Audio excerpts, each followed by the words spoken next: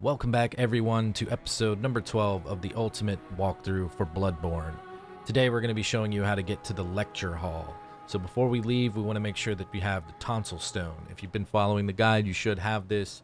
But just to confirm, go to your inventory, hover over on the key items, and you should see the Tonsil Stone right here. If you don't have this, all you need to do is go visit any house with a lantern in front of it that's got an NPC still there. So any of the homes where the NPC has left or died for any reason, those aren't going to work.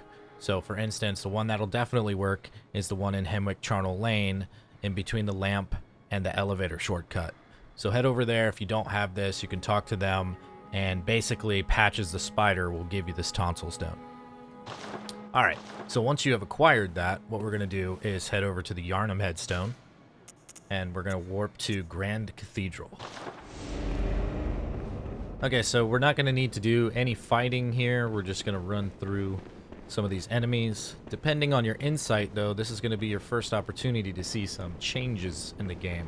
At 15 insight, we'll see different buffs on these enemies, and then the ones with the lanterns, they will cast projectiles from them. So that's why you saw the red glow on the cross.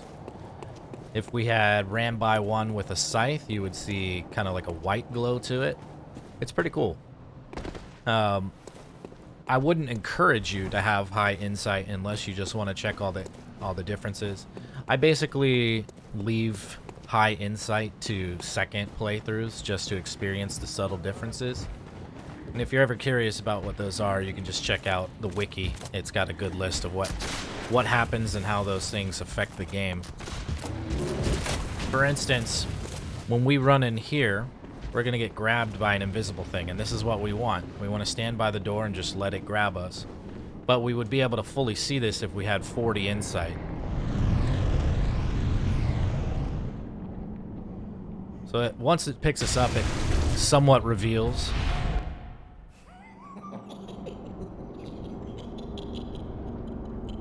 Oh, Amygdala. Oh, Amygdala. Have mercy on the poor bastard.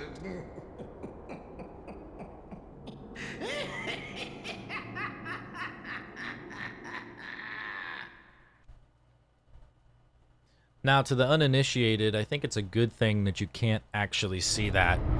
For instance, if we went into that location right there, seeing that giant beast above the door, we probably wouldn't approach it, and you would most likely never get access to the lecture building. So it's really important to understand why they may hide certain things from us originally. It's to allow things to happen and for secrets to be revealed in an organic way. So that's why I try my best not to spoil anything and only tell you something exactly when it's happening, but prepare you vaguely prior to it. Okay, so here we are. We're going to go ahead and use our hand lantern. And one other thing that you might want to use is the torch.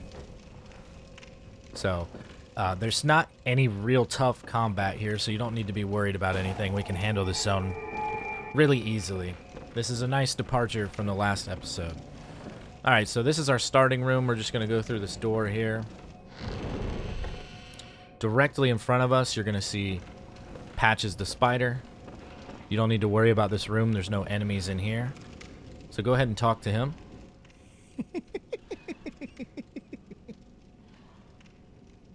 What a joy it is to behold the divine. It must be such a pleasure. You're in my debt, you know. You're nigh on a beast of the field. But here you are, treading a measure with the gods.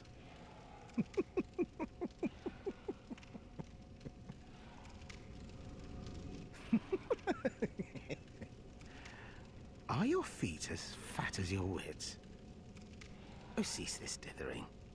Take the plunge. Throw yourself to the wolves.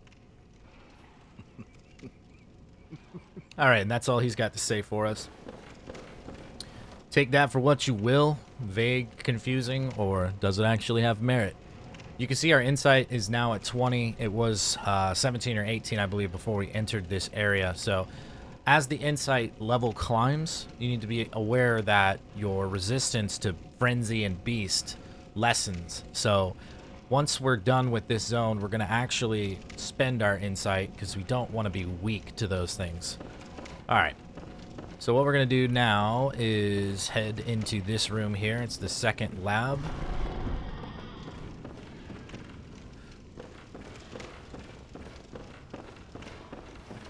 So I kind of like to look around this area. This is one of these zones that's really passive as far as enemies, but it's telling. Like, there's a lot of information to gain here. When you get to the end of the game, it really does kind of fit together. You're like, oh, okay. A lot of this stuff really makes sense. But in the moment, while we're here, it's kind of confusing. All right, so once we enter, we're just going to move to the right and then kill this guy.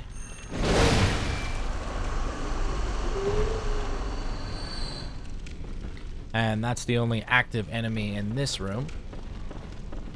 So we'll go ahead and grab the loot here. Now this is a key to get into the other lecture room. And then we can get the student attire from this dead body here. So this is actually a hunter. And it's kind of amazing to think that the hunter died here. But okay.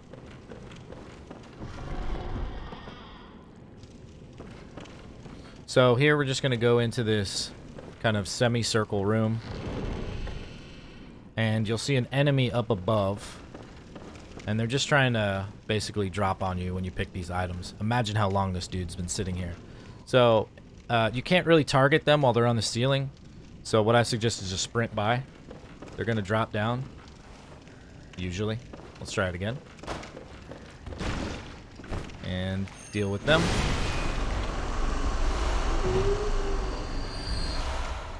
Alright.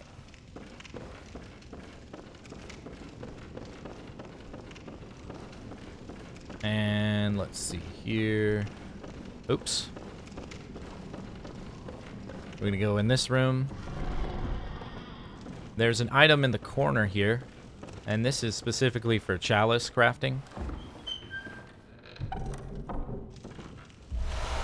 So we got some red jelly, and if you check your inventory here, you'll see it as a material. So red jelly, material used in a holy chalice. Stillborn infants, born of a creature of unknown origin, of the type found in some corners of the old labyrinth. Pretty nasty. Not much else to say about that. Alright, let's keep it moving. So this next area is where we'll actually have some enemies, but still, nothing to really worry about. I would suggest extending the axe to its full length. We're here in what looks to be about the center of the room, and this is the second lecture area. So I just like to run in here. Have everything pretty much aggro that's going to aggro. Now there's 3 of the students on the other side that just never come for you. You can go over there and kill them. They'll never move towards you.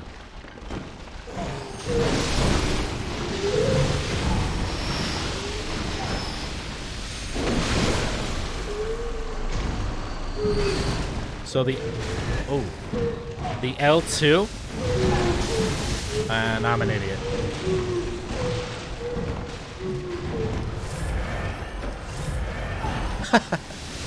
Here we go. The L2 is a really good swing for this. Charging up, just trying to get fancy, but there's no reason to. These guys drop tons of quicksilver bullets. This is a great place to farm them. Very easy acquisition. You can see we took a lot of hits and they still didn't successfully kill us. So, the risk is very minor here. You basically have to be extremely stubborn, like me, to die in this place. Alright, and we've got our last little area in here. We're gonna grab this loot.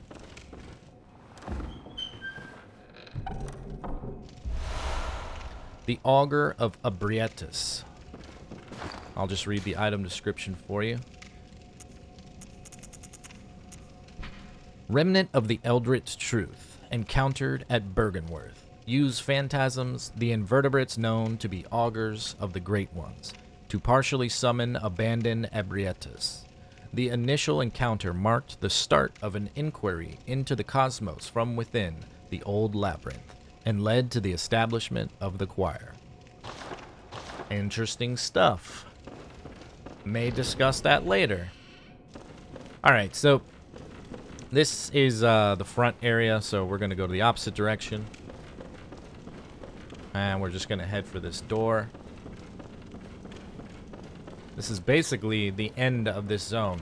And this is going to take us into the Nightmare Frontier.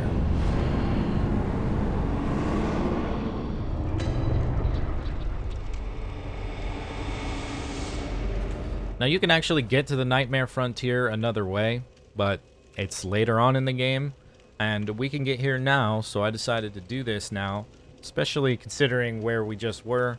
This is a little bit of an easier romp through the lecture hall, and now in the Nightmare Frontier, so I decided to give you guys a break after the last castle that we just defeated. So we're going to light the lamp and return back to the Hunter's Dream. Like I said, we want to spend this insight. So just run here, hang a left. I'm going to suggest buying the bolt paper. Now you could buy like Pungent blood cocktails. Those are the two most expensive items that you can also buy with blood echoes. But you'll see here those resistances are now going down. Or essentially our resistance is building. That's what you see when that bar is ticking down. So now that the bar will be full-size resistance, we'll be able to resist Frenzy and Beasthood a lot easier. Okay, so just to show you the cost of purchasing some of those items, if we go down here, we can see the Pungent blood cocktail is at 5,000 blood echoes, and the bolt paper is at 5,000 as well. So it's important to use the insight to the best of your ability, knowing that we can buy both of these things here. And overall, bolt paper is just more effective on most of the bosses than something like fire paper. But blood cocktails are really beneficial in certain circumstances. So something to consider, but I think bolt paper is the best use there. Okay. And let's see if we have enough blood echoes for a level. I believe we will. What is it? Very well, let me. Alright, and we'll put that into endurance. Farewell, good hunter. And now we'll be using this tombstone here for the next few episodes. So we'll catch you guys in a little while. Please do join us over on Twitch. I'll be there this evening, usually sometime in the evening, Eastern Standard Time. It kind of fluctuates depending on my schedule and how I'm feeling that particular week. But we're currently playing the Legend of Zelda Breath of the Wild, a really good game, and I'd love some company. So, Bald and Bearded at twitch.tv. We'll catch you guys later. Peace.